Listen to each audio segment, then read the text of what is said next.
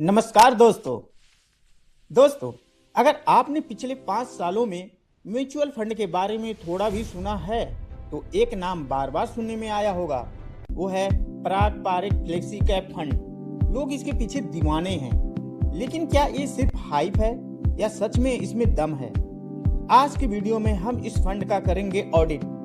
हम देखेंगे कि क्या इसके फॉरेन स्टॉक वाला मैजिक अभी भी काम कर रहा है, और क्या 2026 में आपको इसमें नया पैसा डालना चाहिए या नहीं। तो दोस्तों, चलिए शुरू करते हैं। दोस्तों, ये फंड अलग क्यों है, इसकी यूएसपी क्या है? देखिए, फ्लेक्सी कैप फंड तो मार्केट में बहुत हैं, पर इसके फैन बेस होने के 3 बड़े रीजन हैं। पहला है स्किन इन द गेम। इस फंड के मैनेजर अपना खुद का पैसा भी इसी फंड में लगाते हैं। जब उनका पैसा आपके साथ डूबेगा या बढ़ेगा तो वो ज्यादा केयर करेंगे। दूसरा है ग्लोबल डाइवर्सिफिकेशन। ये इंडिया के उन गिने चुने फंड में से था जिसने गूगल, माइक्रोसॉफ्ट और अमेजॉन जैसे स्टॉक में इन्वेस्ट किया। हालांकि अब रिस्ट्रिक्शंस हैं, पर इनका अप्रोच हमेशा ग्लोबल रहा है। तीसरा है वैल्यू इन्वेस्टिंग। ये चलती ट्रेंड में नहीं बैठते हैं, ये तब खरीदते हैं जब मार्केट सस्ता हो, और तब बेचते हैं जब सब हाइप में हो। इस फंड का ओवरव्यू देखते हैं दोस्तों। इसका expense ratio 0.63%, exit load 2%, AUM यानी फंड का साइज 1,33 करोड़ से ज़्यादा है। लॉक इन पीरियड इसका कुछ भी नहीं है। अभी तक ये फंड कितने साल का हुआ है? 13 साल हो गए हैं अभी इसमें। ये बेंचमार्क इसका निफ्टी 500 टीआरआई है। इसमें आप मिनिमम इन्वेस्टमेंट एसआईपी के जरिए आप 1000 कर सकते हो, लमसम भी आप 1000 के साथ शुरू कर सकते हो। इस फंड का मेजर एलोकेशन इक्विटी में है, तो ऑफ कोर्स इसमें रिस्क कैपिटल तो बहुत हाई ही होगा।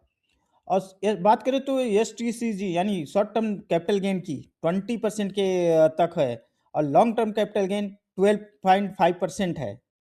अगर हम रिटर्न की बात करें तो पिछले 1 साल में इसने 9% का रिटर्न दिया है, 2 साल में 14.25% का, 5 ईयर्स में 19.62% का, एंड 10 ईयर्स में 18.91% का रिटर्न दिया है। इसने अपने बेंचमार्क निफ्टी 500 को कंसिस्टेंटली बीट किया है। लेकिन ध्यान रहे, इस फंड की स्ट्रेटेजी थोड़ी कंजर्वेटिव है। जब मार्केट रॉकेट बनता है शायद ये सबसे ऊपर ना हो, लेकिन जब मार्केट गिरता है ये फंड आपका पोर्टफोलियो बचा लेता है। बात करें तो फंड एलोकेशन की, इक्विटी में 75.56% और डेट में 20.56%, अदर्स में इन्होंने 3.88% का इन्वेस्टमेंट किया है। लार्ज कैप में इन्होंने 69.9%, मिड कैप में 3.03% और स्मॉल कैप में 2.62% का इन्वेस्टमेंट हुई है। दोस्तों, बात करें तो इस फंड का सेक्टर वाइज एलोकेशन कैसे हुआ है। फाइनेंशियल सेक्टर में 18.15% का इन्वेस्टमेंट है, फॉरेन सिक्योरिटी में 11.16% का है, certificate of deposit 10.45, mutual fund unit 8.51%, private sector bank 8.09%, consumer discretionary 8.03%, utilities 6.87, information technology यानी आईटी 5.82%, मटेरियल्स में 5.08%, कंज्यूमर स्टेपल्स में 4.98%, कंज्यूमर सर्विस में 3.36% और हेल्थ केयर में 2.9%, और भी बहुत सारे सेक्टर में इन्होंने इन्वेस्ट किया है। कंपनी वाइज एलोकेशन की बात करें तो एचडीएफसी बैंक में इनका मेजर एलोकेशन है। उसके बाद आता है CCI 7.89%, power grid 6.06%, ICICI bank 4.97%, कोल इंडिया 4.85% का एलोकेशन आता है। दोस्तों, बात करें तो इस फंड का नेगेटिव साइड, इसके 2 बड़े चैलेंजेस हैं। पहला है एयूएम साइज। इसका साइज इतना बड़ा हो गया है कि अब छोटी कंपनीज में इन्वेस्ट करना मुश्किल है।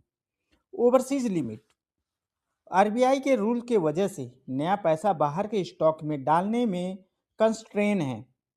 क्या ये इसके रिटर्न को स्लो कर देगा? ये एक बड़ा सवाल है। तो बात करें कंक्लूजन की, अगर आप एक लॉन्ग टर्म इन्वेस्टर हैं जो 7 साल से ज़्यादा का होराइजन रखते हो, आपको बहुत ज़्यादा रिस्क नहीं लेना, पर आपको स्टेडी ग्रोथ चाहिए, तो पराग पारिक फ्लेक्सी कैप आज भी एक सॉलिड चॉइस है। लेकिन अगर आपको एक साल में पैसा डबल करना है, तो शायद ये आपके लिए नहीं है। आपका क्या सोचना है? क्या आपने इसमें इन्वेस्ट किया है? कमेंट में ज़रूर बताएं। अगर आपको वीडियो इन्फॉर्मेटिव लगी तो लाइक एंड सब्सक्राइब करना ना भूलें। जय हिंद दोस्तों।